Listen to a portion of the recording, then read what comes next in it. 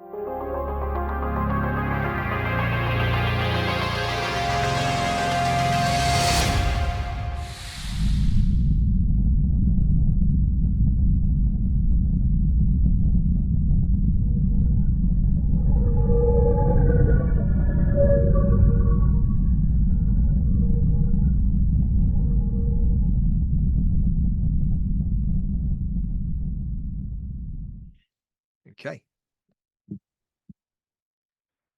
Hello, and welcome to the Miskatonic Playhouse for our, what is appearing to be our annual Miskatonic Repository Convention scenario game for our Council of Shoggoths.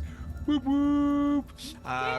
We are super, super excited to be here, just to be here and celebrate all the hard work of the Shoggoths, but also, if you're not playing a game and you are able to watch, or you're watching this at a later date, for everybody that came together to be a part of Miskatonic Repository Convention is outstanding and amazing. I'm TA Newman. I am the host of the Miskatonic Playhouse, hence why I get to sit in this chair and have some fun trying to kill some people today, or drive them insane, or both. Yeah, I think we're gonna hand over really quickly, not really quickly, and I want the Shoggoths to kind of just tell you about themselves, what they're doing, what they've been up to, and also who they're going to be playing today as we run through the Tartarus Intercept by Alex Guillotte. Al, should we start with you? Yeah, why not, everyone? It's your boy, Big Al Diesel. I've been, just writing and working on various things. Took a bit of a break to, but you should see some new releases from me soon. Yeah, that's about it. Awesome. Leslie. I'm Leslie, or XPLovecat on the internet. You can see me on my YouTube channel. I do role-playing, talking about all types of role-playing games, but mostly Call of Cthulhu is my jam, and I love to review Miskatonic Repository scenarios, so please hit me up if you're interested in that. And then I also do developmental editing for Call of Cthulhu and fiction books as well.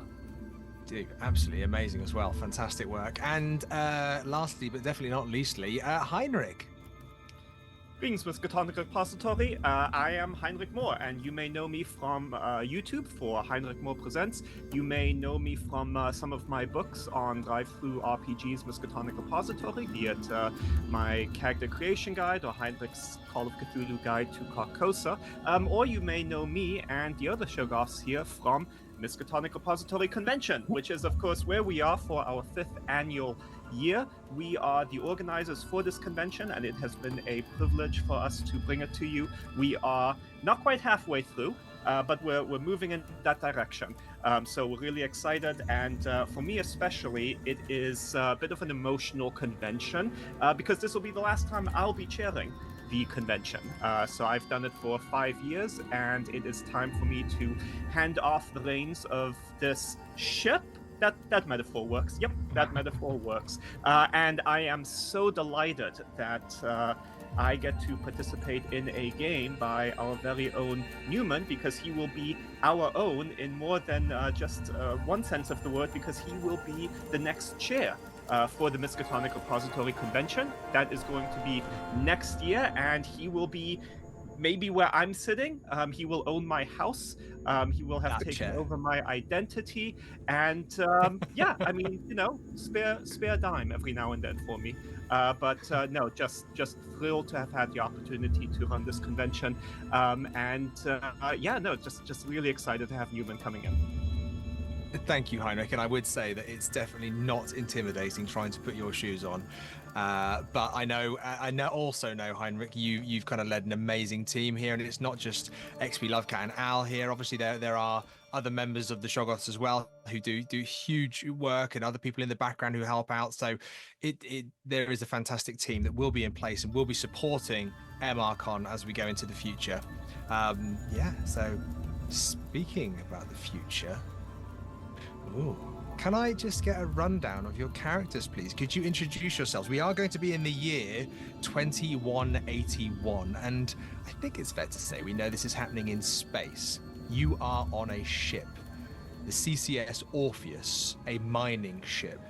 Al, could you start us with your character, please? Absolutely. So I'm Captain Alejandro Stone. He is Pacific Islander heritage. He's got darker skin, black hair, brown eyes. He's got a friendly face, and he tends to be sort of kind but stern. As captain. Got sort of a wicked sense of humor about him, but makes sure that everyone knows he is the captain. Excellent. And XP. So I will be playing Maria Ortiz. She is a pilot, Peruvian heritage, smiles a lot, which works well for me because I accidentally do that without thinking. Quite relaxed, easygoing, and spiritual as well. She always is in her pilot uniform. If she's out about on the ship, you will not see her in anything else, otherwise it's quite embarrassing. Make sure she always has that uniform on. And Heinrich. So I am playing Dr. William Bill Chandler. Folks just tend to call me Bill, not because I like it, but because it's simple. And Bill isn't too good at comebacks to respond to that. I only belatedly realized that I think Bill is sort of the comedic relief character. I didn't realize when we were choosing characters, and I was like, oh, Bill Chandler has sort of a personality a little hard to relate to other people. I was like, cool, that's me. I'm gonna vibe with this character, only to then read Alex's description of the character as including sweating a lot, farting, Yep. and also having suffered like terrible injuries during a Jupiter gas mine explosion. So now I essentially speak with a voice box. I have to. When you chose this character, you didn't see my little smiley emoji with laughing and the tears. I thought that was. I communicated all of that with that. You use that emoji to everything I say. That's true. That is true. Well, let's take you on a journey. In fact, let's take you to the end of the journey. You boarded the CCS Orpheus 500 days ago. You have been in hypersleep to make this journey from Earth, from the Ceres colony, and this is historic. This mission is as big as the moon landing was back in the day. Your grandparents, your great-great-great-grandparents, maybe they watched it as kids. The weight of importance is huge, and each of you know your place on this ship. There is the captain, there is the pilot, there is the doctor, there's also our engineer. You are all in hypersleep, and it's at this moment when you begin to regain consciousness. You're aware that this would happen. You've trained for this. The consciousness beginning to come back to you. What I'd actually like you to do, please, is ask you all for a con roll.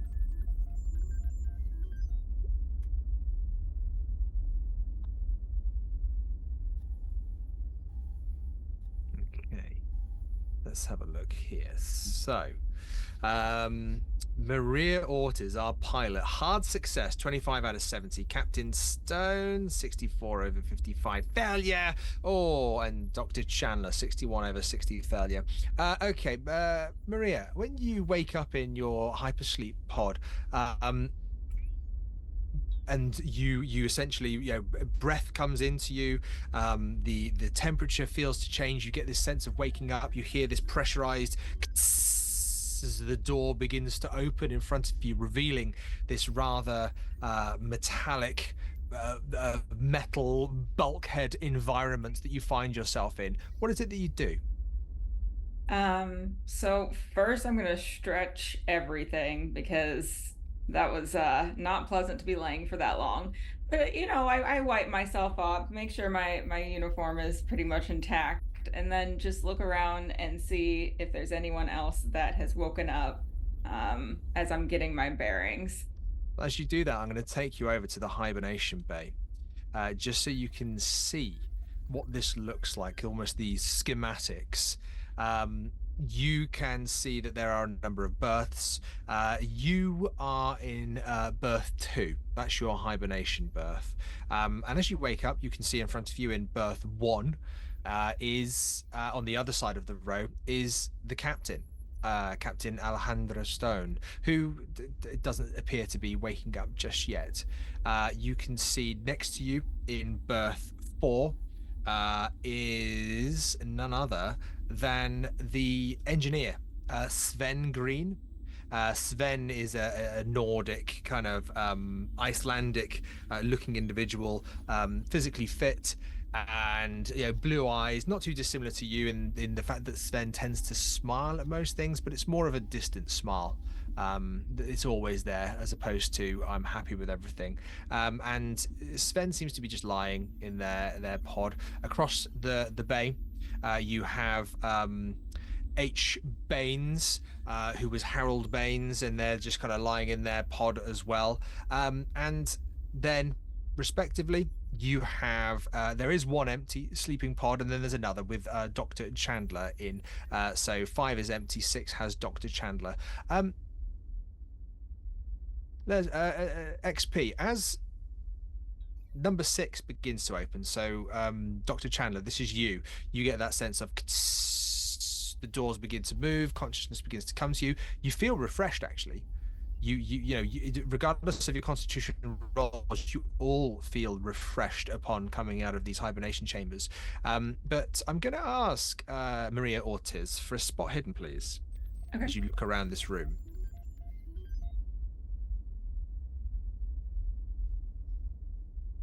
Um, 29 over 40, success.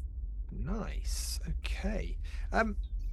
You can see that the room, having been absolutely abandoned for approximately 459 days, as there was some flight takeoff, maintenance, etc., looking after the ship, making sure everything was in working order, and then the good doctor obviously made sure everybody was medically checked before they went into the hibernation bays.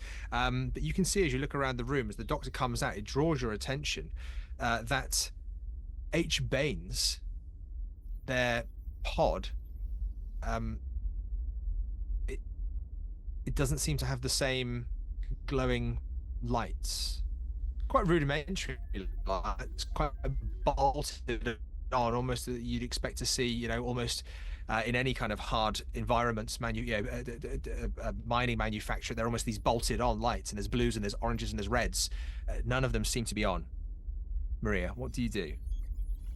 I would first just look into the pod, see if I can see if anything looks off with the body. As you move over, and actually, Dr. Chandler, you're getting out of your pod at this point, I imagine. Can you just explain to me? You see Maria out of their pod. Maria's moving over to another, and you're, I suppose, climbing out of yours. Could you explain that to me, please? I don't know if I would immediately climb out. I feel like I would awkwardly stand there for a while, and there would be the hiss of gas from some undetermined source, and then I would step out, kind of straightening out my already straight uniform, give a slight cough, and then essentially wait for someone to acknowledge me. I'll just stand there. Maria, you see the doctor, but also going up and seeing the lights off. When you look in, you almost go to, I suppose, clear a film of dust that's been there for the last 450 days. But the dust all actually seems as if it's already been disturbed. Dr. Bill, I can call you Dr. Bill, right? I'm going to call you Dr. Bill. Do you know anything about this barn situation? The lights aren't on. Analyzing, and I will truddle over, emphasis on truddle, and I will inspect the vital signs on the pod. You said all the lights are off, so this may be a quick operation. Yeah, absolutely. So you would know, Dr. Chandler, because being a doctor and these being, you know, almost kind of medical in their nature, how to open the pod regardless of the electronics as release catches and things. So there's no role necessary there, but you open the pod, you can see, even without Doctor and Maria, you can see even without an examination that H. Baines, they're dead. They've been dead for a while. I would just kind of put this through your mind momentarily. This is a mining ship. This isn't the most sophisticated ship known to mankind, but it's been done up. The bridge is amazing, you know that. Astrogation is fantastic. There's an AI system on board. You know that this is a fantastic ship, but it is a mining ship. It was almost kind of commandeered from a previous service and made into this special ship for you. Deep space comes with danger. Things like this can happen. So can I have a medical check, please, from Dr. Chandler? And as that's happening, Captain Stone, the same awareness falls to you. The door opens on your pod. Also, Sven's at the same time. That same door begins to open, and these doors, these pods begin to open. Captain, you kind of see Maria and Dr. Chandler standing over you. Well, I guess I'm last to wake up. Sleepyhead. Status report. I'm starting to think that it's just going to be, and I think it's because of the name Chandler, there's going to be like friends in space.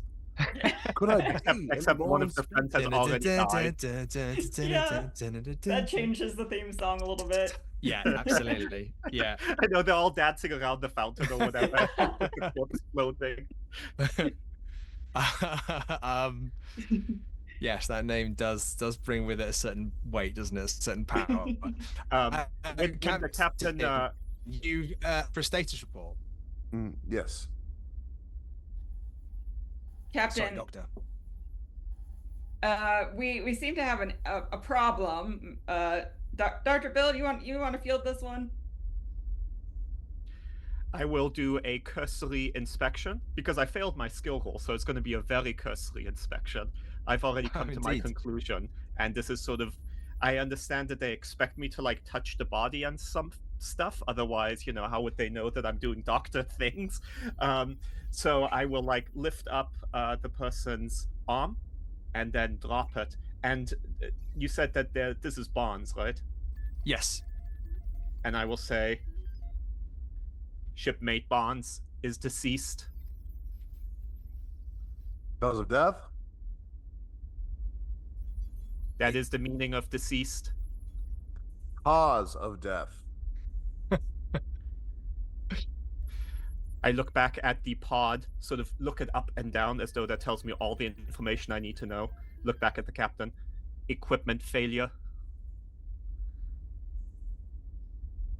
I expect a full report on this.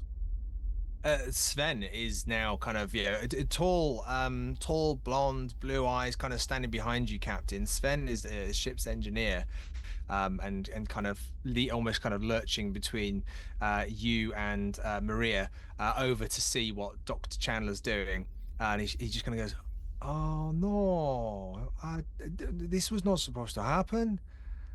No, the equipment is not supposed to."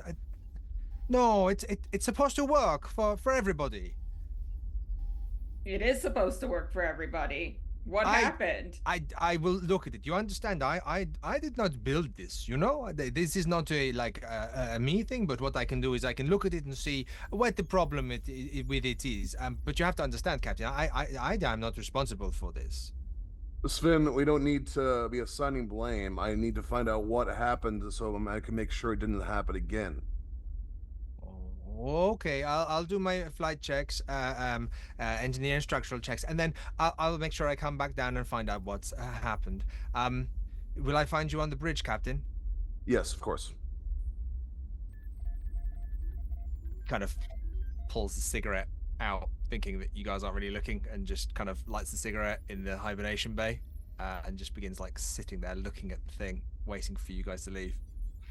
I will look at Sven judgmentally, just like do a slight shake of the head. What? I haven't had a cigarette in like 449 days. We're in space, man.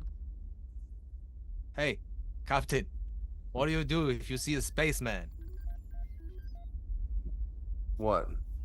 You park in it, man. You know, I'll be I think Bonds is glad to be dead. Just throwing it out there with shipmates like these. Barnes is the lucky one. Bonds is the lucky one. Yeah. Okay, so you're absolutely free to do what you want. You just come out. You've got your own personal rooms. You've got your own personal things, but you know that you will be expected to rendezvous on the bridge. There'll be a series of checks. There'll be a series, whether it is even piloting checks, just to make sure that the ship is where we're supposed to be. Captain, obviously, you're going to want to kind of run all that. And Doctor, as much as you've got the med bay, the bridge is the centralized location for you to navigate and look after the whole crew. So I'll run through each of you one by one. Is there anything as an individual you would like to do before arriving at the bridge to begin your mission objectives? No, I gotta get to the bridge and help everyone else out. Yeah, I'm very anxious to see out into the cosmos, see where we are. And Doctor? I'm not. I'm dedicated to my profession, so I am going to have Sven help move the body onto a gurney so I can move them to the med bay, which is just around the corner, fortunately. Nice. And I will conduct an autopsy there. Fantastic. Sven will help you, cigarette in mouth, taking Baines through to the med bay, and then he will continue his checks throughout the ship. I should explain as well, you will need to power this up on the bridge, but you do have an artificial intelligence on the ship, which is standard operating procedure, and the artificial intelligence is called Athena. So you can at any point, once you've powered Athena on, they kind of go into a dormant state and just go into pure kind of astral navigation until the crew is active on the ship. But just something that you would know. So I'm going to take us all to deck A, where we'll be able to see the ship as well. Doctor, in the background of this, apart from a medicine check, is there another role, or it might well be a medicine check, but is there something else that you would like to do? I mean, you have access to all of your medical equipment now in regard to this autopsy. I am inclined. Well, I don't see a science skill. So, there we go. Biology. I will try and use my biological know-how to see what was the cause of death. I mean, I assume it was asphyxiation or heart failure or something to like, given what I think is equipment failure. But that's what I'm going to try and establish. Okay, brilliant. Just so you are aware as well, Baines, as a crew, Baines was the science officer. Baines was... I mean, you are all indispensable, I think it's fair to say. You all have a certain ability to field for each other a little bit, but the science officer on this mission, that seems like a big loss. I mean, if you had to choose someone, obviously Sven would be top of that list. But just so you're aware. Wow. Okay. We're all in agreement about Sven. yeah, me too. So Dr. Chandler, we'll come back but to you. Seriously, we're glad it was him, right? The little note left in Baines' obituary should have been Sven. We have Dr. Chandler, we'll come back to you with that success in a moment. And mostly, Doctor, I can tell you before we come back to you that a lot of what you suspect is being confirmed about asphyxiation, about the actual pod not doing its job, not providing that life sustaining air, food, nutrition, and everything else that kind of comes along with being in one of the hypersleep pods. Captain and Ortiz, you make your way up to the bridge, and as you go up, there are tunnels and vents that you kind of climb up and crawl through to get into the bigger corridors. But when you do, you can see as you go through the ship, and you know this ship, but it is a series of bulkheads. It is a series of huge metal grids, and it is like living on a technologically advanced oil rig. It is a mining vessel with some technology added to it. It is a absolute beast of a ship. And as you begin to move through and you get to the bridge, what you recognize, and the doctor will have recognized it from the medical bay as well, is that there are certain areas where technology has been invested in. So the med bay is pretty well teched out, as is the bridge. And as you walk onto the bridge, you can see that there are those individual seats. Perhaps your eyes wander over to Baines's seat. I'll let you choose which seats that you have that you've designated for yourselves. In fact, Captain, why don't you be the first to tell us, where do you think you sit? That bridge, for those of us that are looking at it, there's 4 centralized seats looking forward out of the windows and also the view panels around, and then there's 2 seats on either side. So you have this spread of 6 seats across the bridge of the CCS Orpheus. So Captain, where'd you sit? Is there like a? I'm sorry, I'm trying to find it on the maps, but is there like a cool Captain Kirk chair I could sit in, or? Well, perhaps not as cool as Kirk's. You've got the centralized 4 seats, and then you've got the left-hand seat and the right-hand seat. It's not quite as cool as the Enterprise, I'm afraid. Let's go with the centralized 4 seat, because that sounds Kirk-like. Yeah, it does, doesn't it? Yeah, Kirk's not going to be in a back seat, is he? Okay, brilliant. And Ortiz, Maria Ortiz, where do you sit as our pilot? I would take the other front seat next to the captain. Perfect. Okay, so as you guys sit into your seats, and these are, you know, they've actually, a little bit of money's gone into the seats and things. They know you're going to be there for a while, so you know, they're a little bit cushioned compared to other ships you've been on, and you've all probably been on other ships a number of times. I wouldn't say it's luxury, but it's a bit more comfortable. They found some gaming chairs from the 20th century and decided to bolt them into the ship. But what you've got is these, you know, quite complex panels.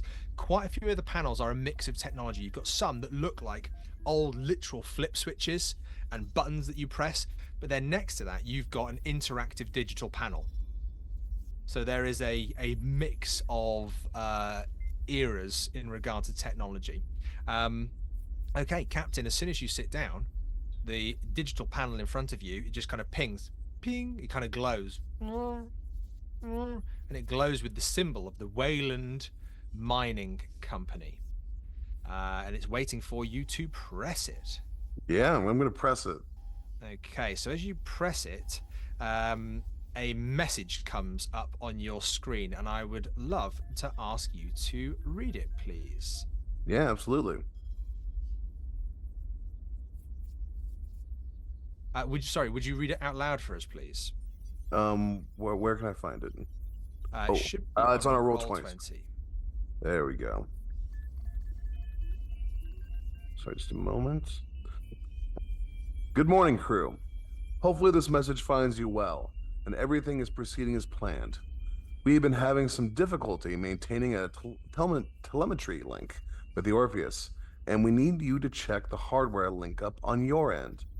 The last unbroken link was received around the time you entered the Tartarus system, so it's possible that the problem is external rather than some internal malfunction. Attached is a news package to bring you up to date on what's been happening over the past 1.5 years, as well as several software and navigational updates. Still no word about any other missions to Tartarus. We suspect that the other mining consortiums are all waiting to see what you discover to decide if the time and resources are worthwhile. That's what we do. We look forward to your response. Jacobson out. Can I just say, how frustrating would it be for us to wake up after 500 days in hibernation and have a fucking software update waiting for us? Can you imagine? Oh. Yeah, just literally spinning for ages, and then you realise that it was Photoshop all this time in the background that was holding everything up. Yeah, absolutely. Okay, so you get this message. Then as soon as that message is swiped away, Captain, this face appears across all of the screens, and it's a digitally constructed face, something you recognise. This is the artificial intelligence of the ship. This is Athena, and it just comes on and says, "Morning, Captain." Morning, Athena. What you assign tasks and go over protocols in case of crew member death. Protocol in case of crew member's death is Dr. Chandler diagnosing means of death and cause of death. Contamination, confinement, restrict the body and make sure any organic matter is cared for immediately. 3. Continue with mission with no delay. Athena, what happens if Dr. Bill dies? Sven is first aid trained and will look after the rest of the crew. Then continue with mission without delay. Thank you. I'm really glad I'm not there. Should you smoke in space? I do not smoke, Captain. I am an artificial intelligence. But should one smoke in space? Would you recommend it? Smoking is incredibly damaging to the internal organ system of a human being. Recommending smoking is against my programming. Captain, I do not recommend that you smoke in space. Thank you, Athena. I won't. Yeah, you're gauging that Athena is as useful as the 20th century Alexa. You have to ask questions in the right way. But in that moment, actually, we'll just pause and we'll just jump back to Dr. Bill. Dr. Bill, sorry. Dr. Chandler. Sorry, Dr. Bill. Uh-oh. Oh, good. Everyone just told me that. It's fine. That's the sweat in I'm me. sweating. And essentially, you are, Dr. Chandler, conducting your autopsy. You are making those very, very clear checks that you can see, just to see if there's any kind of, I suppose, biological concern that you can't necessarily gauge immediately. You would be under the, I suppose, codes and regulations to take an organic sample from H. Baines and store that somewhere, just so that as and when you return to Earth after another bout of hypersleep, there can be tests on DNA to see if there was anything here that was missed in terms of, a genetic scanning before sending him into space, because they don't want to make these mistakes again. Part of your training. But as you're doing that, you take that. What does it look like, actually, Dr. Chandler, when you retrieve this DNA from H. Baines? I think it's going to be a vial. It's going to be a vial of not easily identified fluid. Could be blood, very dark red, maybe blackish. But then I am going to freeze the sample. But then we're also going to put the corpse into whatever kind of stasis I can to preserve it. So we will be taking this body back with us. That's not Dr. Chandler being like sentimental or anything and bringing this shipmate home. That's just so that the body can be examined once again when we've returned. Fantastic. As you put that sample on the side, and even though you would all experience this at exactly the same time, Dr. Chandler, in a cinematic moment in this game, a red light, spinning red light, almost drops from the ceiling and begins spinning. It begins circling. It begins as very clean as an alarm, and then moments later, the sound of the alarm. Maria Ortiz on deck, Captain Alejandro Stone, the same happens for you. Red lights drop down, they begin spinning, the alarm begins pounding, incredibly loud. You see data panels scanning up on your screen. You see different kind of images flashing, different navigation maps spinning across your computer at incredible speeds. You know that Athena is currently trying to work and organize something that's going on. What do you do in this moment? Try and find out why Athena's freaking out. Brilliant. Do you go to the computer yourself? Do you speak to Athena? Oh, yeah. Go to the computer yourself. Yes. Perfect. Okay. Can you? And I think the same question is here for our pilot, Maria Ortiz, because you've got a huge responsibility here in terms of piloting the ship. So, is there anything that you would do, Captain? I'm going to ask you for a spaceship Orpheus role, which is a pilot role, but it's not necessarily the one that you're not piloting here. You're just looking at almost kind of the ship itself, so your knowledge of the ship. As he's kind of trying to diagnose, I would take manual control of piloting. I'm sure there's some sort of AI doing its thing right now, and I'm like, nope, I'm doing it. Okay, brilliant. Could you give me a piloting role, please? Yeah. Pilot Ortiz. Okay, brilliant. So the ship's been kind of cruising at this natural speed. The alarms are still going, blaring. It's actually going to be quite hard to talk to each other and hear each other.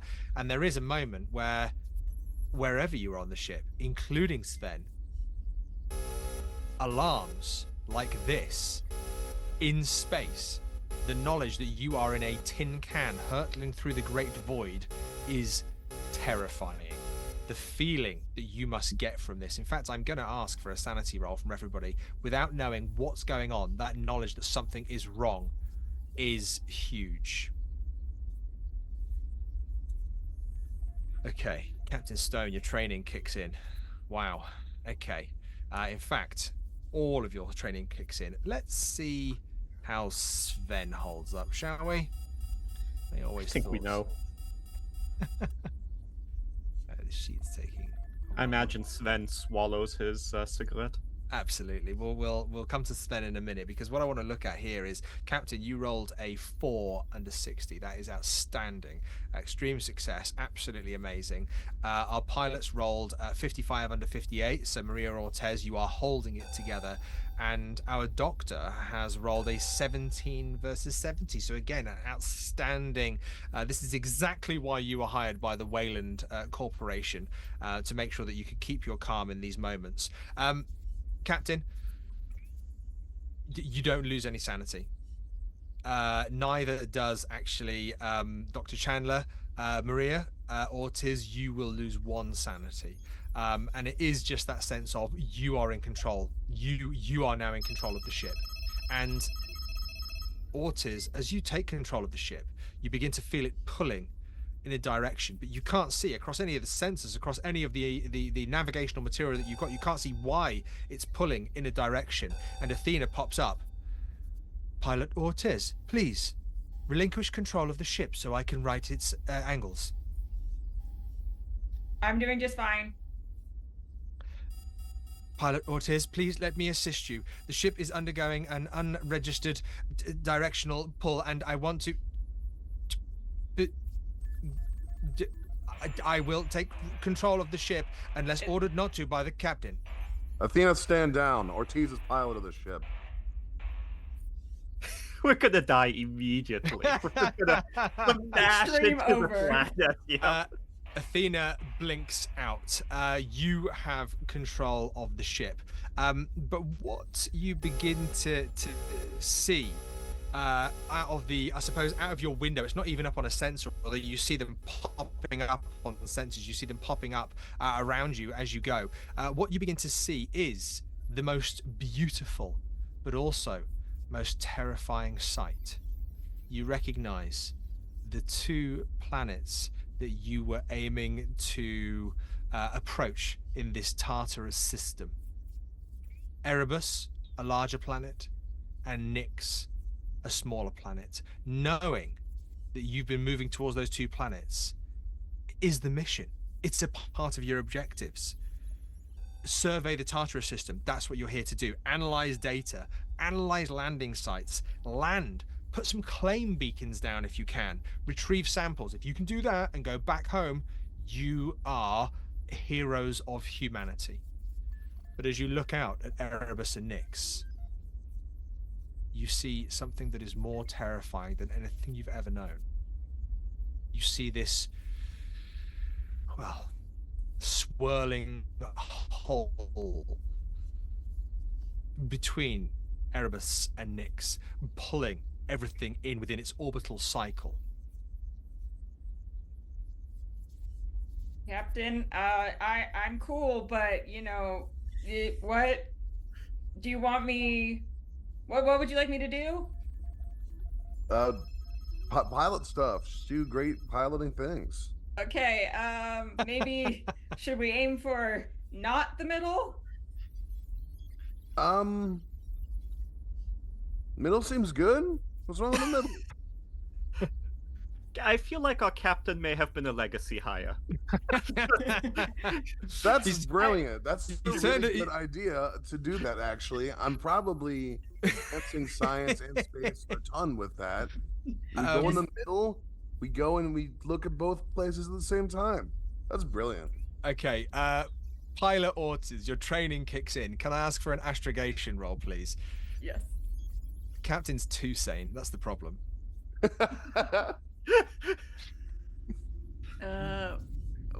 So this would be in your additional skills that have been added through because the scenario itself by Alex Guillotte got it. presents additional skills for hard sci-fi, which is fantastic. That's a failure. 72 over 45. Okay, you are holding this ship in this manual piloting that you're doing, and the handles are going. You can feel that the entire ship is shaking. Doctor, you can feel the ship shaking. Suddenly, Sven bursts onto the bridge, and he kind of like spits the cigarette out of his mouth. And he's like, "What's going on, guy? The ship is shaking. You're going to break it apart. What are you doing, Ortiz? This is my ship, and you're going to break it apart." And he I've got it under control. kind of comes and buckles himself into the nearest seat on the bridge because it doesn't feel safe to be on your feet. Dr. Chandler, are you staying in the med bay or are you bringing yourself up to the bridge? If I have completed my duties, then I will head to the bridge, but it will be in a very... Chandler will move in a very nonchalant fashion because as far as he is concerned, this is someone else's problem, right? I was brought here and paid to do this, right? I have done this. I have nothing else to do right now, so I will go to the bridge. But all these alarms, that's someone else's problem, not my department. Okay. As you're as you are making your way up to the bridge, but quite rightly, dealing with somebody else's problem here. But our pilot Maria Ortiz holding on to those things. The ship is pulling. You are being pulled towards the black hole. You're also being pulled further into what you would designate as the Tartarus system, and your AI seems to be trying to communicate.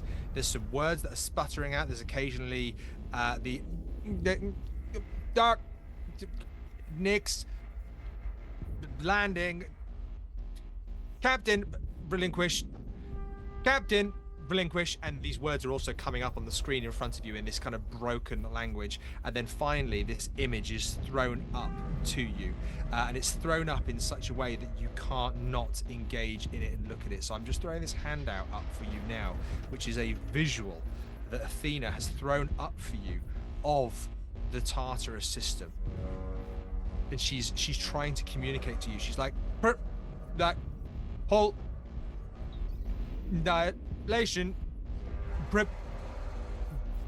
whole,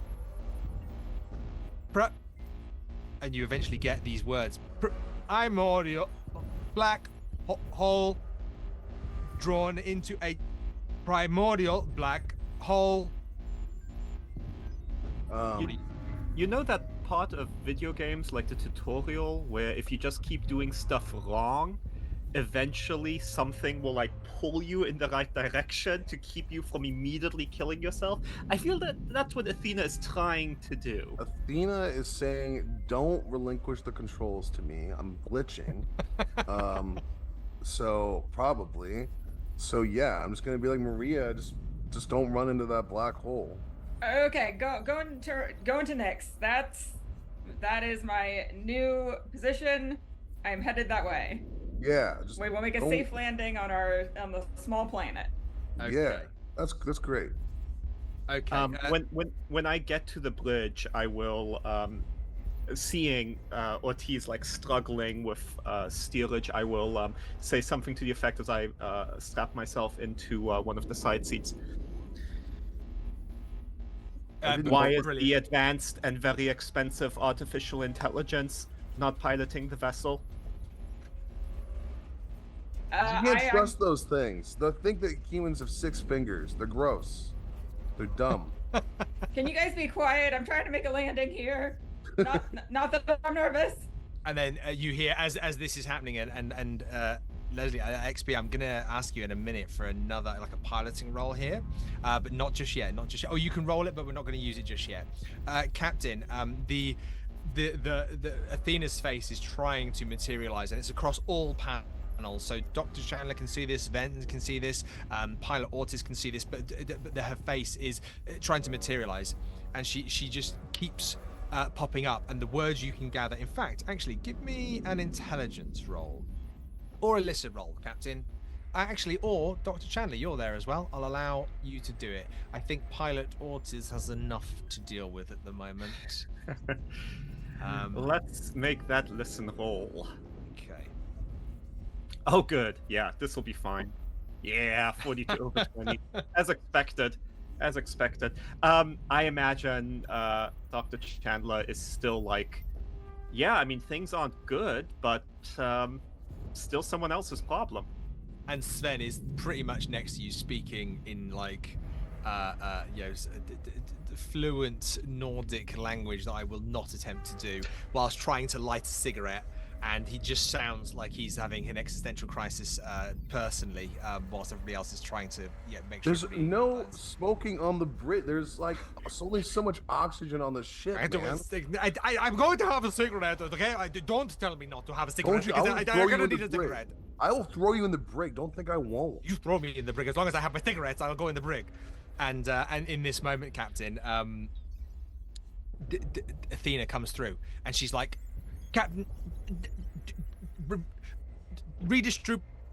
distribute power to the engines for a burn. Okay. Oh yeah, we can do that. Okay, right, Captain, can you roll me a let's have it. I would like a spacecraft ops, please, which is in your additional skills.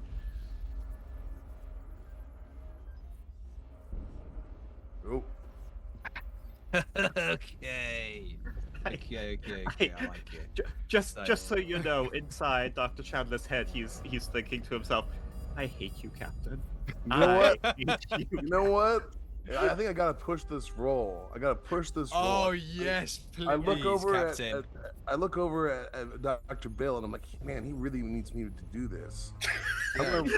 You see Dr. Bill looking at you, shaking his head, and you're like, I know what to do.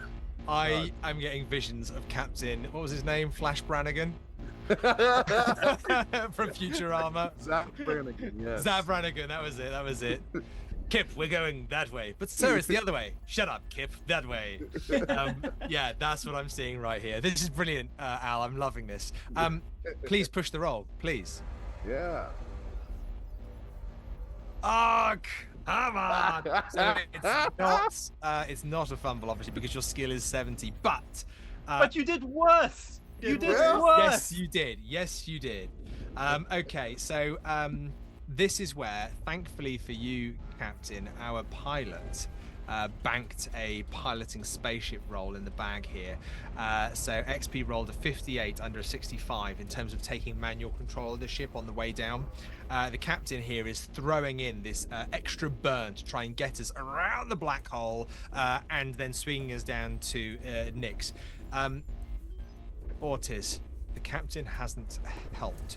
He's almost launched the burn, but instead of kind of like pushing them together at the same time, it's almost like one and then the other, which has, with the two engines, it has put the ship into quite a significant spin, quite a significant turn. So your trajectory is, some might say, probably Athena, too close to the event horizon, which means that the burn hasn't worked, and that if you continue to burn at this rate, you are burning a significant amount of fuel. But if you don't burn at this rate and continue this burn, you will not escape the pull of the black hole and make it down to any safe area. You've said Nyx is where you'd like to land. Okay. Let's have Pilot Ortiz as we. Sorry, I didn't mean to laugh then. Let's have Pilot Ortiz as you pull the ship. You're veering across the event horizon. You're trying to navigate towards Nick specifically. The ship is in danger. Sven is almost screaming at this point, saying, "The ship can't take this. I don't know what you're doing. You got to take us away from the black hole. Why are you pushing it towards?" I don't know why he started to sound like Schwarzenegger. Maybe that's just. I was gonna say. Is it in the character? Get to the chopper! And what happens is that the ship begins to spin and move down out of the black hole's pull, but the burn is so fast, you are almost spinning. The ship, which is big, this is a big ship. This isn't just a little spacecraft. It's like a series of cargo ships. It's like an oil rig times 10 in space. It is ginormous. It is beginning to slowly spin because of the booster push that we've had, and fuel is being depleted. So you are moving towards Nyx at an alarming rate. Pilot Ortiz, possibly should be Captain, let's see. Pilot Ortiz, and I'm going to need a luck roll from you. Okay. I'm so excited to be the Exxon Valdez in space. That's a good 32 call. over 58 success on my luck. Okay. Yeah. Okay, so the good news is this isn't the end of the scenario. Okay, thanks to that luck roll right there, we actually get to play for a little bit longer.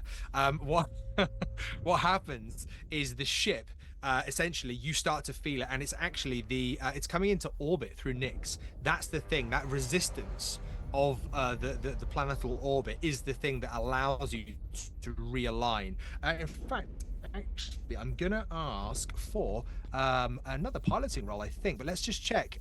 Ortiz, is there another role you'd like to offer? We've got the spaceship role itself, your piloting role of the Orpheus, spacecraft ops, astrogation. I think those are the only viable ones. Spacecraft ops is essentially your awareness and ability to interact with the ship itself. So that's which needs to be up, that needs to be down, etc., etc. I think pilot is appropriate here. Okay. So that is a 37 over 65 success. Oh my word, Ortiz is your absolute lucky penny on this ship. There's a reason Ortiz was hired. And what you're able to do is use the orbit itself, or the resistance of moving through the atmosphere, to give you some more control of the ship. And you are able to bring it to a location. The actual brilliant thing here is, with your luck and your successful piloting role, in regard of this burn, I imagine the captain is pulling off the burn at this point because we don't want to slam directly into the surface of the planet, is that not only are you able to bring the ship down onto Nyx's surface, you are able to bring the ship into a approximate area of the designated landing site. So you were gonna really examine this entire area, the Tartarus system, both Erebus, Nyx, other planets as well. But in this moment, landing here on Nyx, you are on the right side of the planet and you are kind of in the right area. But the ship itself, as you come down, landing gear comes out, it grinds, you're landing, you're getting close to the ground, and there is this almighty wind and rain. You can't see anything apart from the silhouettes of crags and cliffs and things, and you're bringing this gigantic ship in a slight angle down to land, Pilot Ortiz. And as you land, you hear the crunch. The ship rolls a little forward. It doesn't roll over, but it rolls a little forward and through the ground, leaving this epic trail of where it's landed. Sven is screaming, absolutely screaming in fear in this moment, probably louder than the alarm, which is still going. And the ship grinds itself to a halt. And then there's this moment where the ship holds itself and then kind of rocks back onto its heels and settles, and all you can hear are bulkheads creaking, electricity crackling. It's what some ship bearers would call a successful landing. You are all alive, but, well, apart from Baines, but sorry, Baines. But the ship is significantly damaged, and you don't know the extent of that damage. I'm going to hand over to you now to have discourse, have communication, work out what you need to do. I will be your servant in this moment. Please. First thing I do would be stand up and kind of brush off. Easy landing. Not one of my hardest ones. That was fine. We're all fine, right? We're all fine. Okay. You I walk over to will- Spin and grab those cigarettes out of his hand. I'm sorry, Captain. I thought we were all going to die. I thought one last cigarette. Not that I didn't have faith. What is? No excuse. If you're just gonna say one last cigarette all the time, you'll never quit, Spin. I'm sorry. I'm sorry. And then he kind of puts it down. I'm sorry.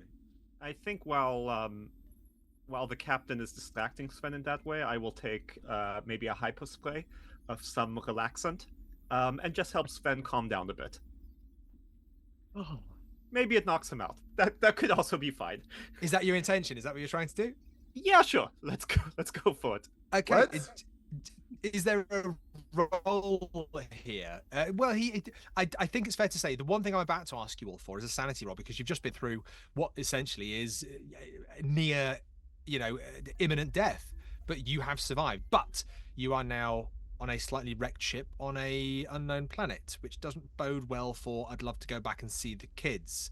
So in this moment again of this growing existential crisis, which I think this scenario just drips with, which is fantastic from Alex Guillotte, is that you're here. So Sven freaking out in the way that he is, the doctor trying to calm him. Doctor, is this first aid or medicine roll?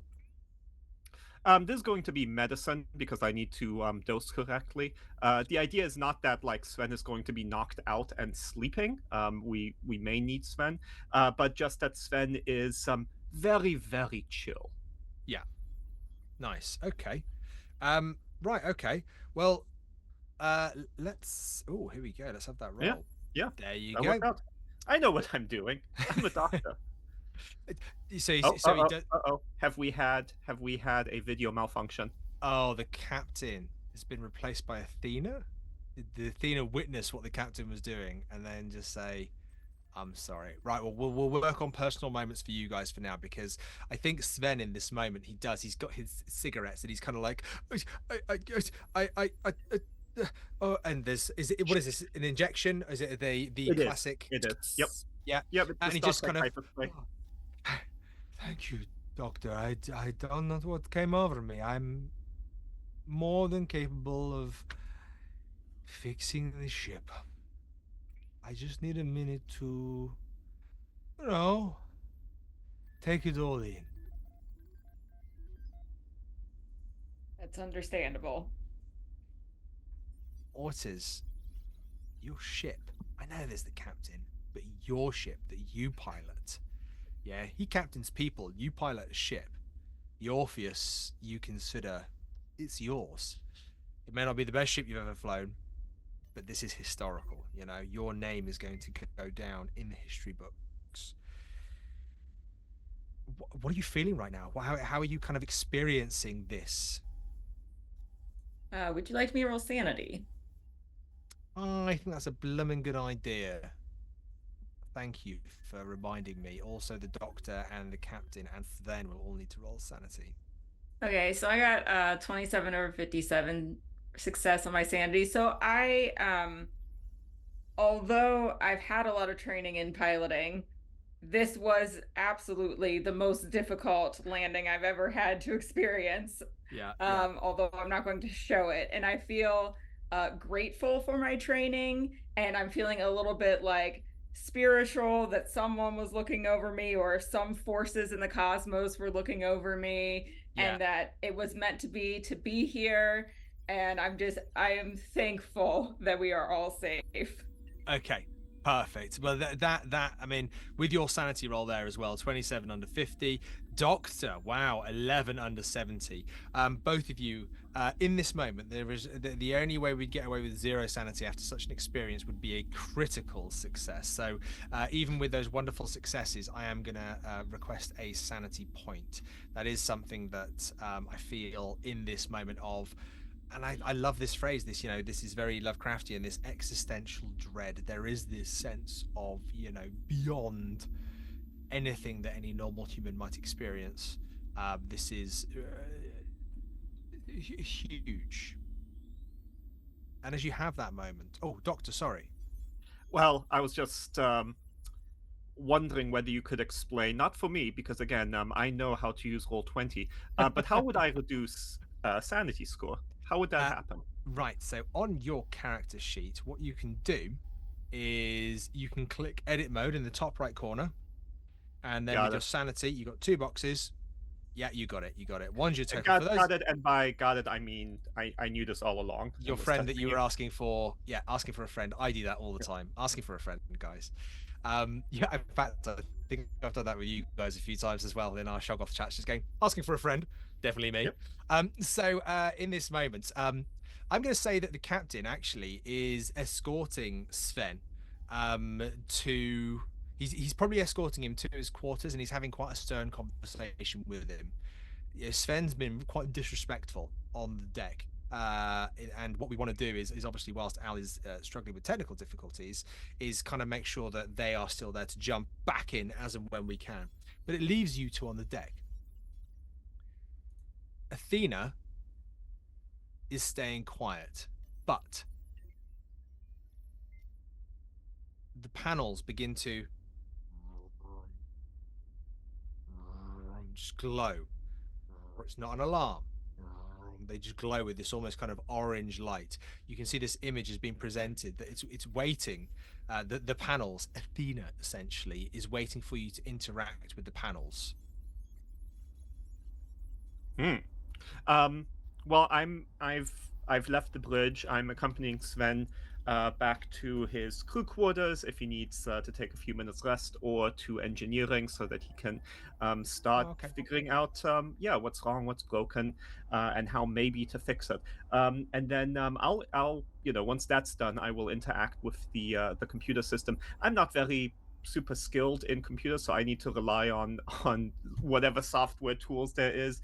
I imagine, like most of us, I've got some kind of like little bracelet computer, and I'll use it to sort of like use it to authorize and sort of be like, what is the status report, what is it that I can do, knowing that I have like no skills in this area, so I'm really just able to maybe absorb some information. Excellent. Ortiz, what's your immediate plan before I reveal to Dr. Chandler what he discovers? After attempting to speak with Athena a couple of times, I would assess the just the bridge to make sure that there's nothing broken on the interior. I had a feeling that there was, well, more than a feeling. I know there's some broken stuff out on the exterior. So I'm just assessing, making sure that all of the electronics kind of are wired so appropriately internally. Yeah. Okay. So Athena does actually come online after a couple of attempts, and does communicate with you, Ortiz. Pilot Ortiz, how may I be of assistance? Please assess the damage on the ship. The ship is breached in 3 areas in regard to the hull. Safe space travel requires these areas to be fixed.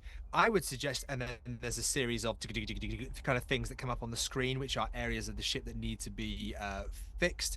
They don't look too bad. They actually look fixable.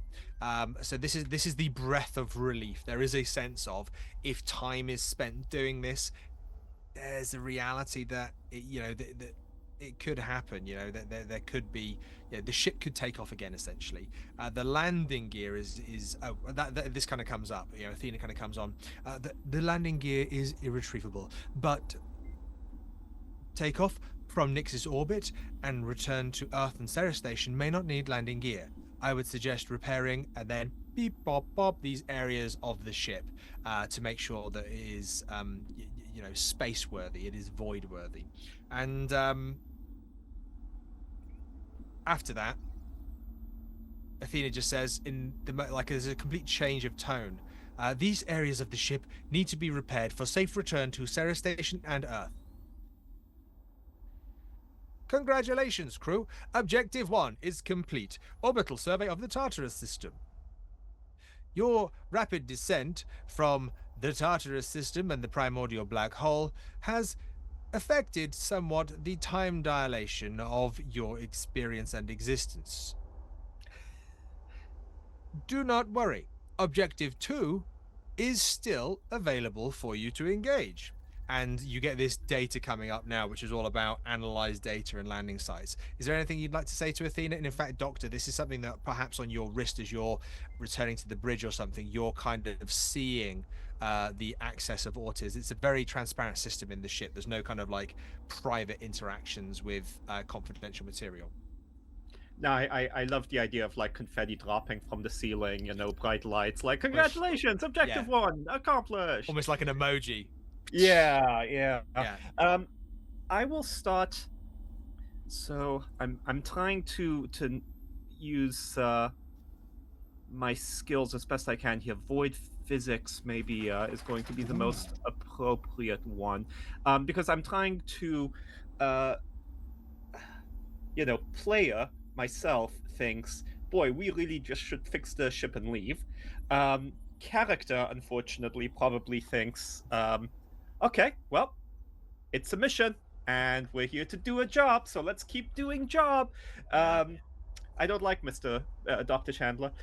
So he is, he's going to start the analysis of sites of interest of where, given our new location, since we didn't land exactly where we had wanted, sort of what are the nearest markers that could be accessed for purposes of staking claims, which I think is what we're here for, right? We're here to plant some flags. You're absolutely right. I'm glad I told you the ship's objectives before we played, because this is what it is. Is looking for these deposits, these resource deposits that the Earth and Sarah Station so very much need. This is why this is such a historical mission. It is reaching out beyond any further space exploration to look at this. I'm just going to speak to my own personal AI. Oh. Do we have a captain? Oh, good. The captain's back. Everything will be fine now. Okay. Isn't it bizarre that I said I'm just going to speak to my own personal AI and we brought the captain back? That is quite unique. So you are actually able to bring this up, Doctor. You're able to kind of bring this up on your arm, but to look at it properly, you'd need to get to a panel. Captain, I'll inform you. You and Dr. Chandler took Sven back to his room, but it also gave him a briefing of what he needs to do. The ship has been giving Athena, has been giving Dr. Ortiz a significant rundown of the ship is breached in 3 areas. It can be fixed and it can be space-worthy again, but it will take time. Congratulations on your survey of the Tartarus system. You have completed Objective 1. Hooray!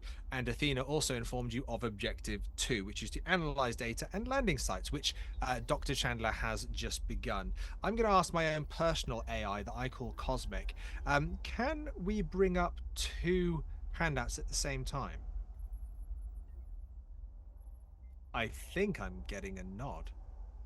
We can indeed. So I'm going to show 2 handouts, one that the doctor is looking at and one that Ortiz is looking at. And then Captain, you can come back in and question the doctor and the captain about these handouts. So we've had a little glimpse at one of these before, but in terms of looking at the ship's entrance into the Tartarus system, is also an interest, as opposed to just looking at the survey site map that we should also be seeing, which is a sensory look at the area that you've landed. So you can see where the Orpheus has landed, and in terms of the luck of the ship, especially after the landing that we had, landing in this area, you can see that there's an immediate scan from Athena in recognizing deposits. In fact, Athena's voice once again comes on ship wide.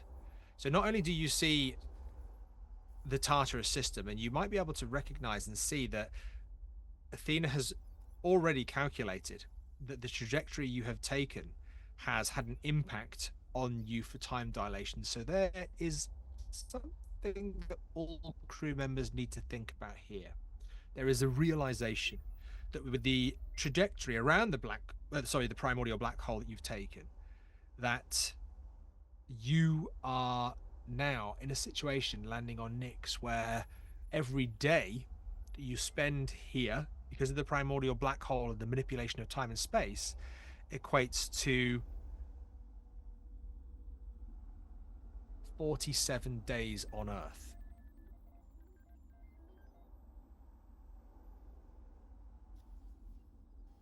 I mean, that's fine. That's fine. It's fine. Let's find out if it's fine with the sand roll, please, from everybody. This, I would say, Alex Guillotte has created a beautiful, hard sci-fi sand grinder here. But I love the justification for it. It's always about the fact that there is this sense of you are in space. So when something goes wrong, you can't nip to the local shop to buy something to fix it. Okay, let's have a little look-see here. So I'm a little emotionally unstable. Okay, Doctor. Which means okay. I blink rapidly. So actually, this is going to be quite a visible thing, I think, Doctor, where you here you lose a point of sanity.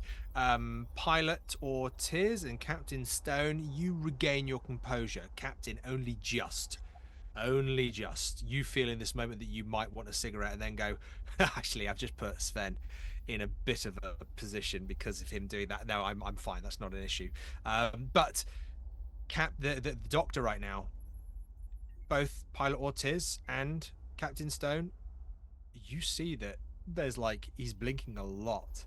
It only lasts for a minute or so, but it is this sense of I don't know. Heinrich, what does it look like when Dr. Chandler is blinking a lot? I mean, I think this is just Dr. Chandler embracing who he is. So you'll see sweat stains on his suit. You will detect a faint aroma from him.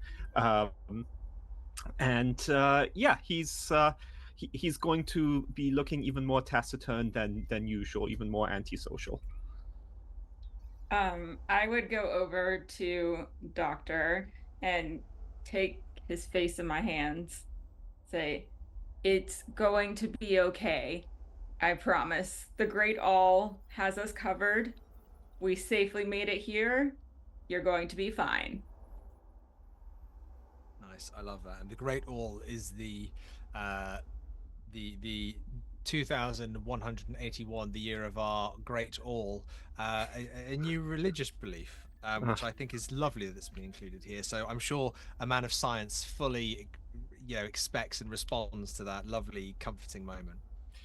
Do I lose another point of sanity? Yeah, quite probably.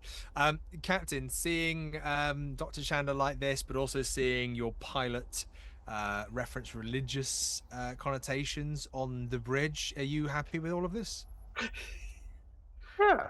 You gotta allow religious diversity here on your ship. Gotta respect the beliefs of the great all followers. You are the first people on this planet, so Captain, you are an absolute pioneer of diversity and inclusive belief. I love it. I think it's fantastic. I want Captain Stone to be my boss. Everyone, yeah, this is great. This is great. Okay, so in this moment where you kind of see the Doctor have this moment and the pilot Ortiz try and comfort, Athena's voice and face comes back online, and the survey site map that I've shown you, the sensor map, seems to become very prominent across all of the screens. And Athena says, Orpheus landing site, deposits detected, D32146, D36418, D36802, D34121, D36624, signal 1650-1, signal 1650-1. Signal. I imagine maybe that fact will startle our Dr. Bill out of it, and that'll be his excuse to break Ortiz's hold on his face, which, Ortiz, your hands are a little moist now. Yeah. And Bill will try and get more information on what that signal is to relay to the rest of the crew. Do you speak to Athena, or is this done manually?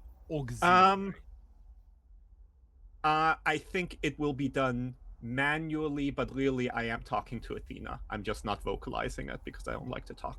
Absolutely. Okay, so you're able to bring this up immediately. What you distinguish is that the sites that have been recognized are all designated sites. They are all resource deposits, except for the signal. And the thing that stands out to you, and probably in this moment, is a moment of, well, let's have an intelligence roll from Ortiz and Captain Stone, please.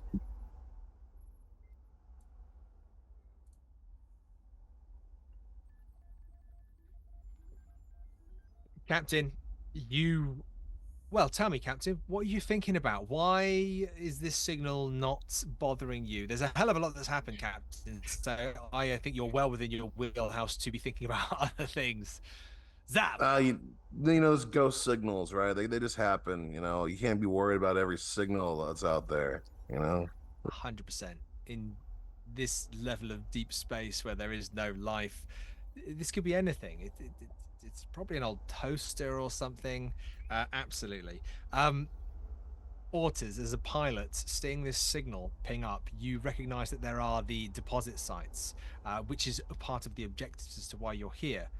But then you see this signal, and I imagine with your hard success, Pilot Ortiz, you have the same hackles on the back of your neck that the doctor vocalized, or didn't vocalize. This is unusual. A signal on an alien planet? Captain, I think we should be maybe a little bit more attentive to the signal, aware, I suppose. I can't be worrying about every signal that's out there, right? You know, I'm a captain. I got lots of responsibilities. I can't be worried about the signal and making sure it's taken care of too. If you want to worry about the signal, Ortiz, go ahead. But I got to make sure that people are obeying the ship's smoking policies.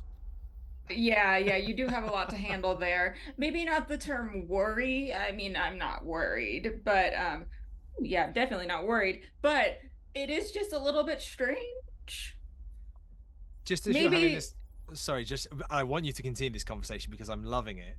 Heinrich, could Dr. Chandler give me a spacecraft ops roll, please? Sure. And anytime I hear someone say the word worry, my hand like starts reaching towards the hyperspray to give a sedative.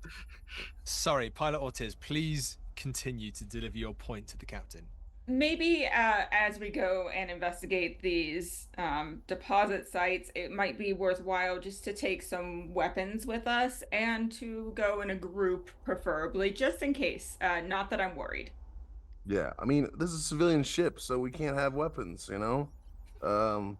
If there aren't any weapons on the ship, I don't know who would have told you there might be weapons on the ship. Well, I suppose anything can be made a weapon if we need it.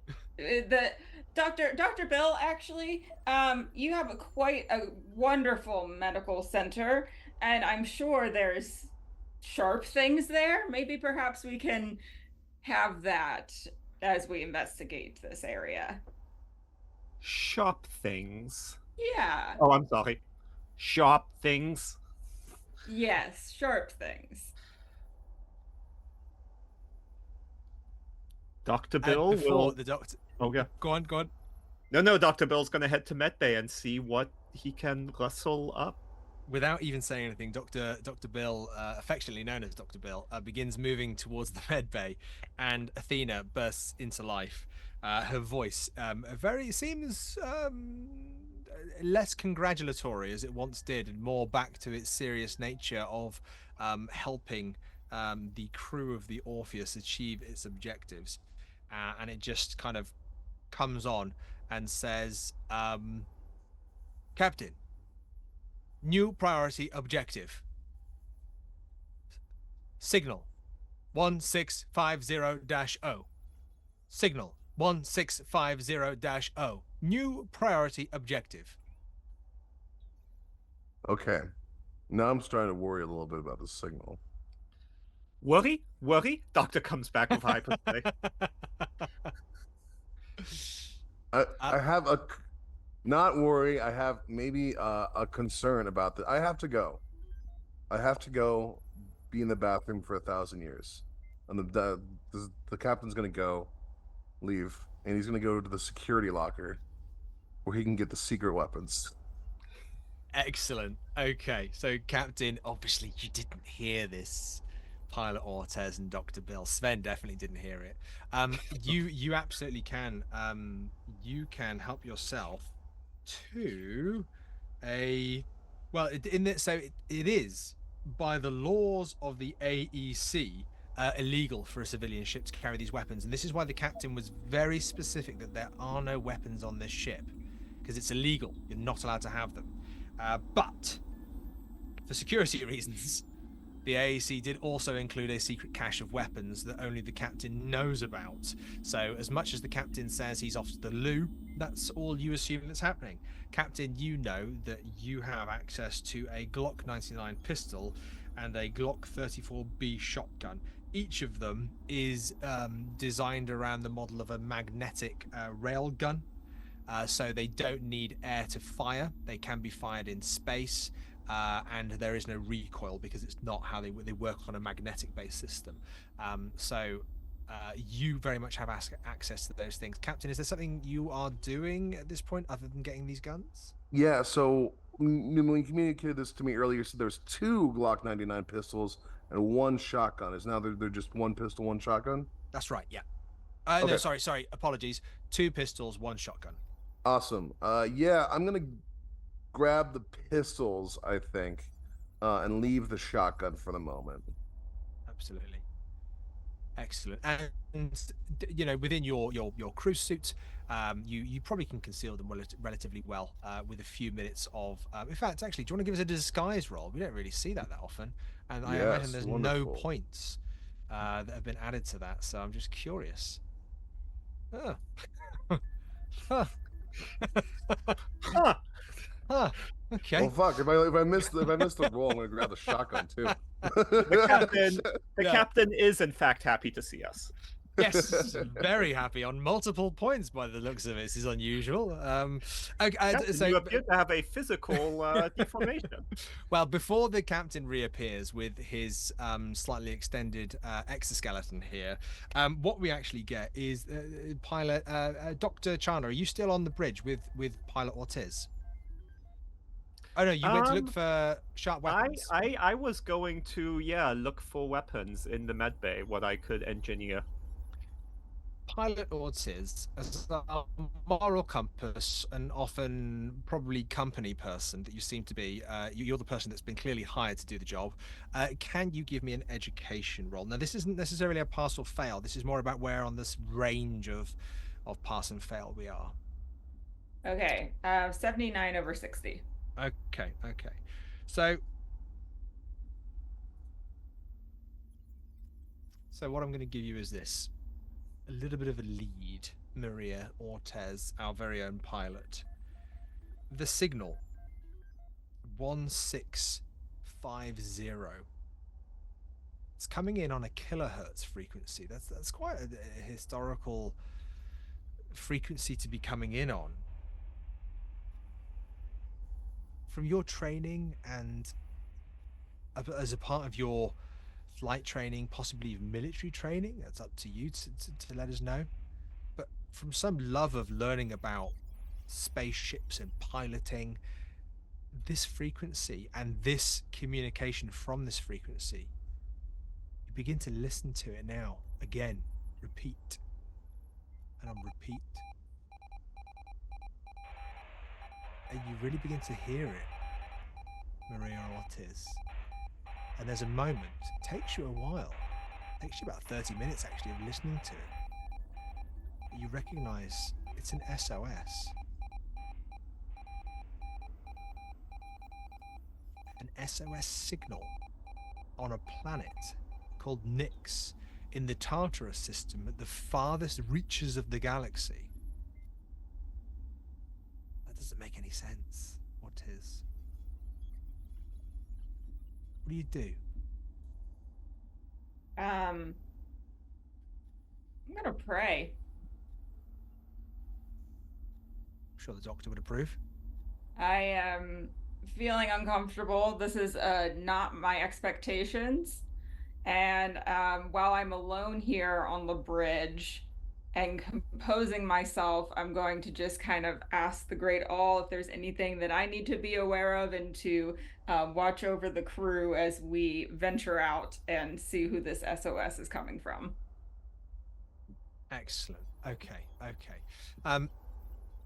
So the captain's obviously been away, been to the loo, comes back, seems to have a bag. I would say, Captain, maybe a almost kind of storage bag. Yeah, I mean, I just can't disguise it, so I'm grabbing the shotgun too, and just Walking going out for with it. Yeah. Okay, cool. So you're walking out with the shotgun. You've got a couple of pistols kind of holstered on you as well. Are you keeping them all to yourself? No, I'm gonna give one to Pilot Ortiz. I'm just gonna go up and be like, look. So I was able to improvise, make an improvised weapon like you're told about. I'm able to improvise this into like a gun. That's quite an improvised weapon. This is why I pray. Yes. Okay, we're fine. Yeah, that's all, for pretty good stuff. I'll have to think about that one. Dr. Chandler hates you all. Dr. Chandler, you can return to the bridge as and when you want after scouring sharp weapons, not realizing that the captain was devising such wonderful improvised weaponry. Well, so I was thinking that maybe given that I'm a doctor, I probably wouldn't return with like scalpels for them to stab people.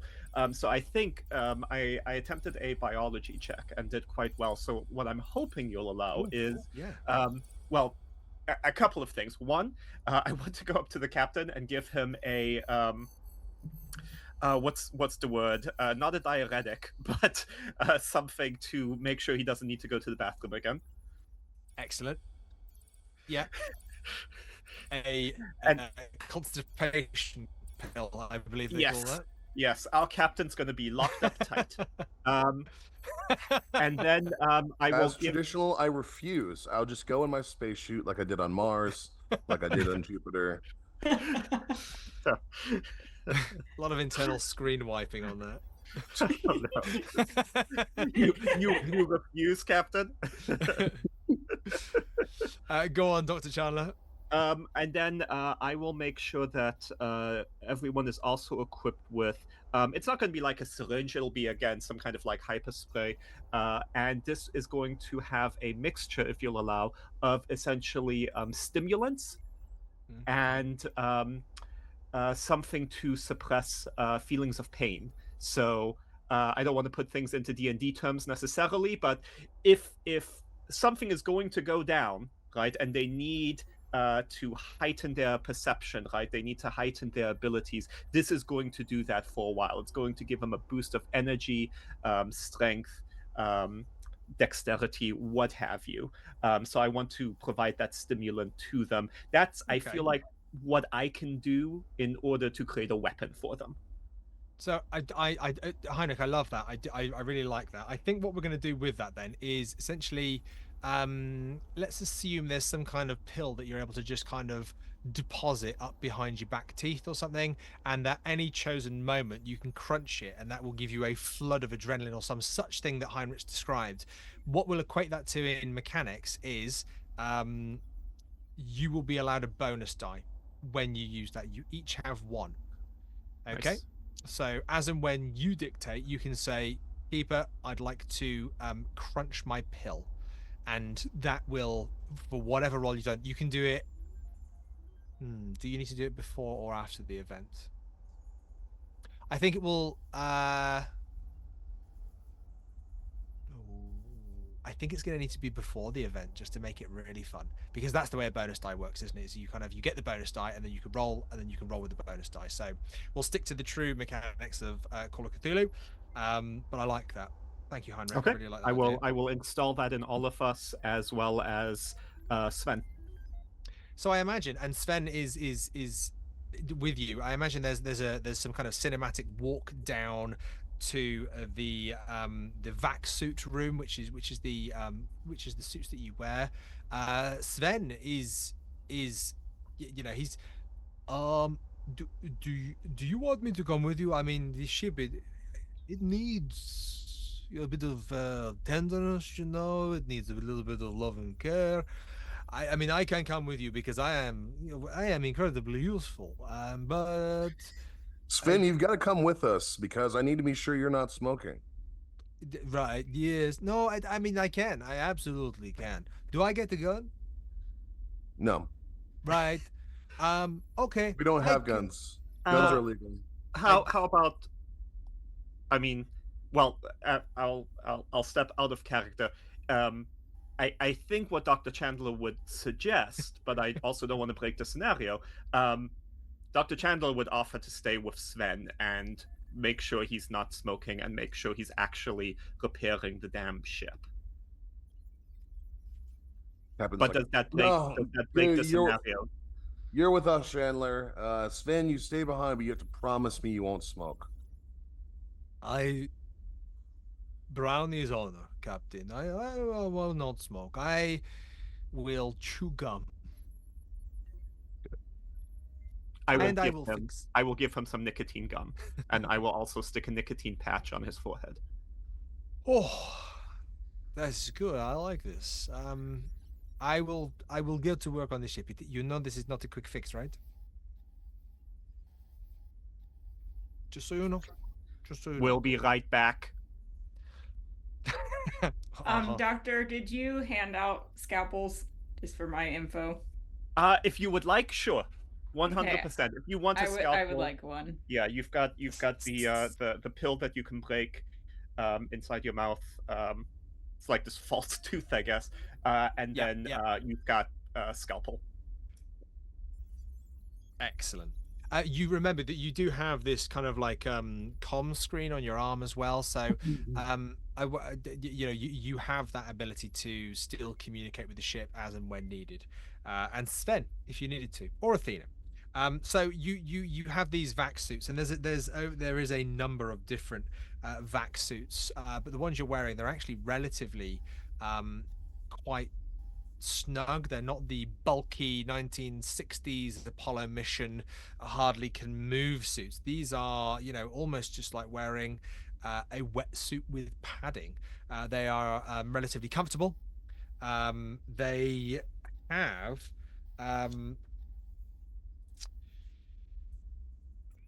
they're designed for these high pressure environments. They've been tested in places that you've maybe never visited. The Mariana Trench on Earth. They have gravity controls.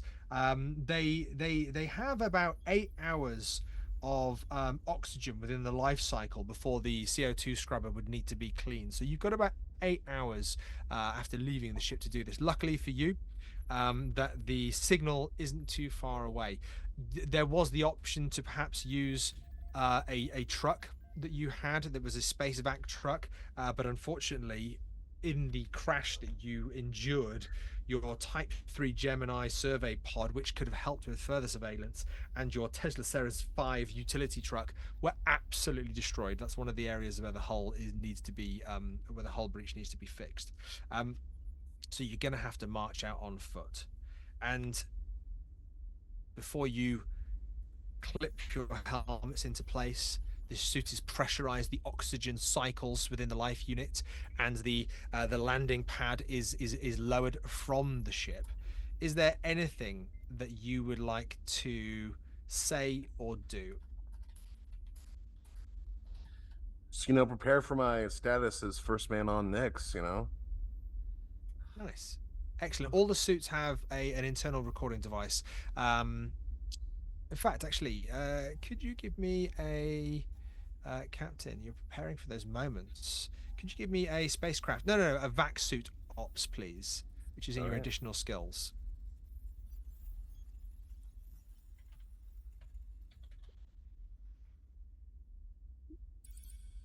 Almost fumbled. almost fumbled. You almost turned off your life support as you ventured out onto an alien planet. But as you did, you kind of realized what you were doing, and actually you pressed the like internal. Everybody has like this internal recording device, almost like internal black boxes within their suits, which link to the ship.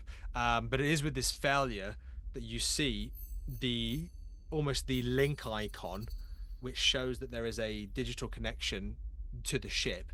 You can see that it's kind of on, off, on, off. That's something you recognize, Captain, and if anybody else was to look, they'd probably see something similar. But as the three of you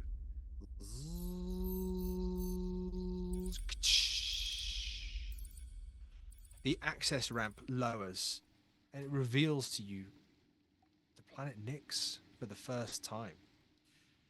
You can see that the planet is extremely dark and is only reluctantly illuminated by her big brother, Erebus, revolving around the other side and glancing off the sun of the primordial black hole. The deep red light that manages to reach the surface through the sulfurous clouds bathes the landscape in a ghastly yellow-orange hue. The rock near the landing site is black and shiny with an oily sheen, reminiscent of petroleum. A 5-meter-wide black stream runs past the Orpheus, evidently originating from a nearby peak that reaches 10 kilometers into the sky. Along its western slope are dozens of chimney-like protrusions that appear to emit black cones of vapor that coat the surrounding rock with noxious effusion. Each chimney is more than 30 meters tall, tapering from 24 meters in diameter at the base to 6 meters at the peak. Several kilometers down the slope is a 200-meter high fall of dark oil that refracts the scant light, making it a deep purple. Rain is lashing down, but barely splashing as it hits the ground, where it hits the obsidian stream, and there's a colorless mist that releases from the floor. There is in the distance the constant growl of thunder. Wind can be heard and seen in the rain patterns as well. Grim clouds. So much stone has been pitted and eroded over the centuries of just weather bombarding. But every so often there's a monotone coloration that is broken by a shock of cobalt and violet, or electric blue crystals that seem to appear in knots where the stone splits or it's cracked. You've never seen such a unique alien planet before. And as you look onto this incredible alien environment, your wrist diagnostics ping with the signal, this SOS signal that is not too far away. Captain? Right, well, I gotta get my line off, right? So, I'm gonna step up on onto the planet of Nyx and say, the stars are meant for man. Hopefully that will be ironically echoed later on with my untimely depth, but we don't know about that right now. And get on going to the signal. Inspiring. Truly. I love that everybody is still following the captain in this absolute sense of nobody remembers when we crashed the ship, right? Nobody remembers that. He did his best. He did. He absolutely did. So you're able to almost like some kind of device that some might call a satellite navigation, but without the satellite, you have this artificial intelligence. You have Athena who's using their survey array to identify where the signal is. You can see that there are these deposit spots on the way, and unfortunately, to go to a deposit spot would mean that you'd have to veer off your course directly to the signal, especially because you're accounting for your 8 hours of oxygen in your tank. You reckon it's going to take 2 hours to get there, and obviously to examine the area and return safely or recycle your CO2 scrubbers does take some considerable time, which needs to be accounted for. So you all, as I imagine, there is a timer that's clocked on, or a percentage. What would you prefer, a timer or a percentage for your oxygen? Percentage. Percentage? Yeah. Excellent. So you begin walking off, and your percentage, which is currently a green bar of dots leading up, tells you that you have enough oxygen, and you begin walking off. I'm going to ask you for either a spot hidden or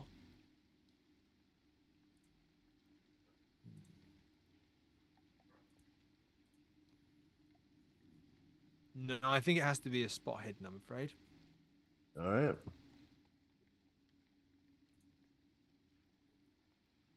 Oh my word. Okay. Well, there's truly something going on with the algorithm of Roll20 today. For the first time, Pilot Ortiz has failed. The captain has an extreme success, and Dr. Chandler has a critical success. Maria Ortiz, is there a reason that you fail?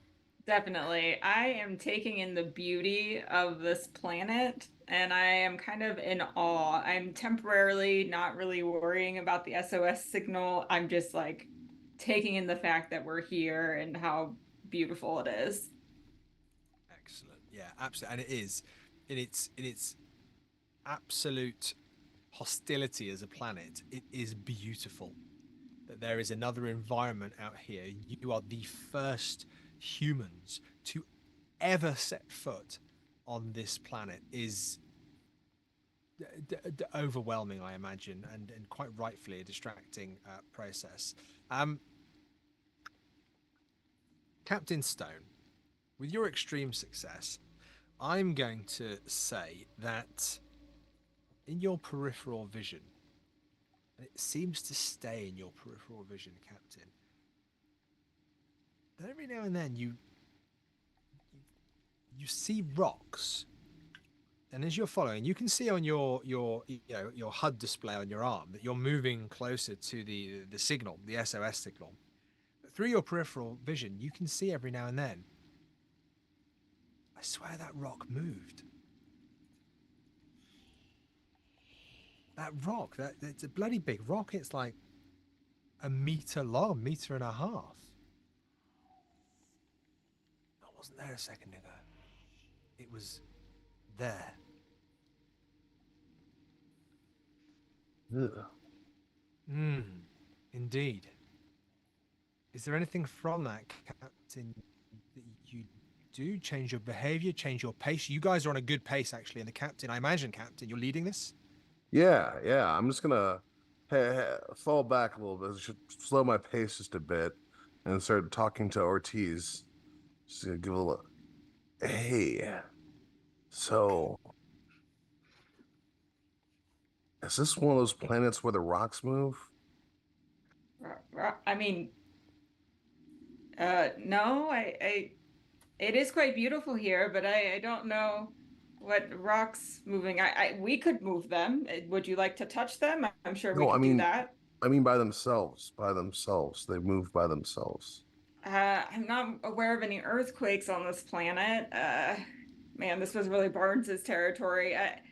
Yeah, I'm not sure.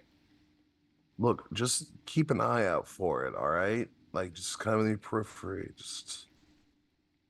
Okay, yep. Oh, yep. Yes, Captain, of course.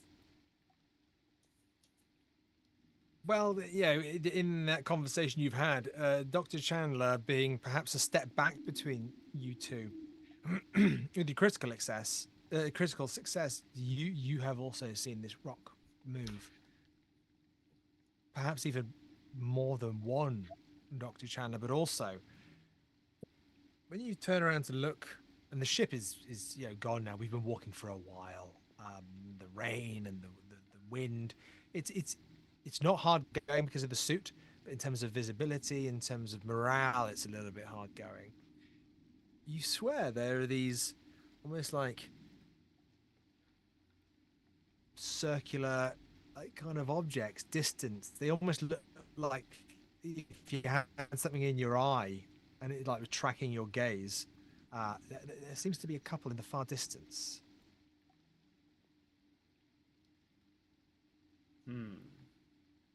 Trying to think how Dr. Chandler would react. I think I think he would point it out to everyone. I think he would just like, I see a thing, and so I will tell people that I see a thing. I will say the rocks are moving. There are lights in the sky. Yeah. Okay.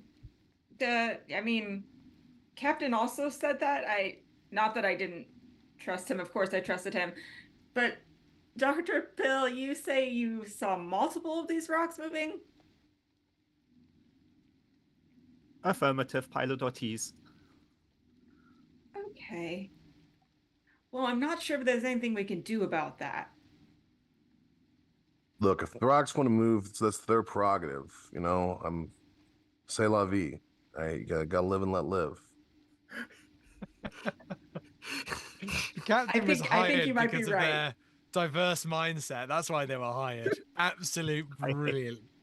I hate everyone. Do you know, it's not too long until you actually come across what looks like quite a gigantic ravine, but so bizarrely, almost the direct path you're taking, according to your HUD, is a bridge. It's rudimentary, it's stone, but it looks like there is something that leads from one side of this ravine, excuse me, across to the other side. I'm gonna invite anybody that has the appropriate skills to roll either a geology or hard, well, we'll say a science physics roll. It doesn't have to be hard. But also I'm going to invite if there's any other skill that you think would be appropriate in this moment.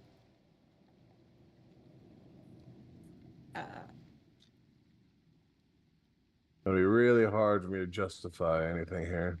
Same, yeah. I've made my void physics roll. Oh, okay. Just call me science officer. Damn it, Baines. Okay. Okay. Well, Doctor, as much as this bridge could be mistaken for a natural formation, what with it being weathered and worn, you can clearly see that there is a level of architecture here, which by proxy dictates that there was a level of intellect used to build said bridge. Now, this might be a personal thought, Doctor, or this might be something that you communicate with the crew. Let's let a sanity roll decide. Oh, yes, please. Thank you. Do you know, I'm terrible at calling for sanity rolls. Thank you for that. Oh, I am so sane. I will relay that, possibly causing other sanity rolls. 100%. Yeah. But I will simply point out the geology of that formation suggests it is not naturally made.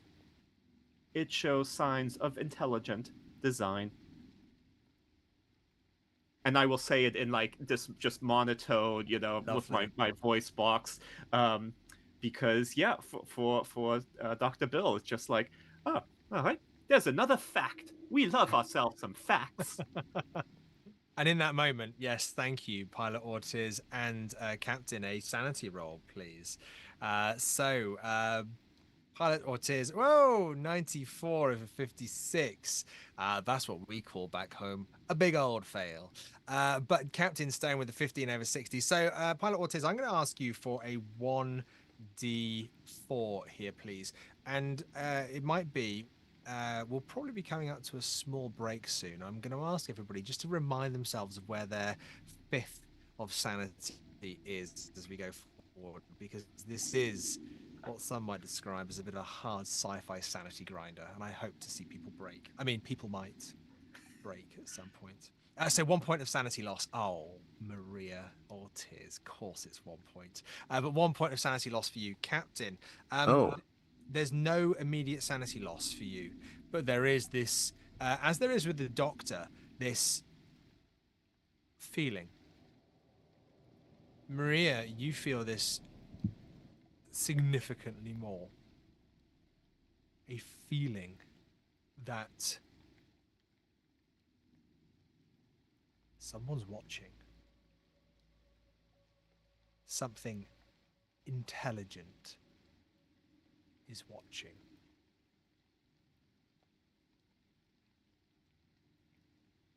You have to cross the bridge to get to the signal. May I ask what you do, Captain, with your crew? Well, we're gonna have to cross this bridge. I said we were gonna have to cross this bridge when we came to it. Yeah, and if there's some intelligent people out there, we're just gonna have to be nice and make some new friends. Excellent. Okay. Crew, you will make your way, led by the captain, pilot Maria Ortiz following, Dr. Chandler observing everything with the medical professional's eye. You make your way across the bridge, and you can see at this point that a percentage of your oxygen has gone down. Nothing too significant, probably to about 82% now. Just because you've been walking quite heavily. Oh, I say nothing too significant. Heinrich's facial expressions would suggest so otherwise. We need 20% in the tank. Before At going least. back. Before going back. Exactly. But it's not long after, actually. Let's say another 4 or 5% of marching in these vac suits that you actually recognize that the light has begun to dim somewhat, and your suits automatically have these kind of torches on the side, these high projectile torches. Yeah, and wherever you look, essentially by moving your shoulders, they track with this light source. And it's only, it's probably another 40 minutes, maybe another 55 minutes or so, that as you're walking, your lights ping on. It's in that moment that your lights ping on that you realize that you see something. You see, amongst this alien planet, illuminated by your vac suit's light across the dark landscape, a reflection, a momentary reflection of something noticeably lighter in color. Not rock, not cliff edge, not rain. Expecting some sort of mineral deposit, you turn to examine the area. A full 30 seconds pass before your mind accepts what you are seeing. A wedge-shaped grey metallic object stands out against the darker sky. Nearer the upper edge is what appears to be an old 20th century naval anchor. And painted to the left of it, in worn white characters, is the designation RS-66. As more of the object comes into view, you see the improbable wreck of a mid-20th century US Navy warship. Near the bridge is the name USS Nephilim, followed by the letters ARS. The windows above are aglow with a pale inner light, as if the ship still has power. A moment later, a humanoid figure appears, silhouetted in the window closest to you.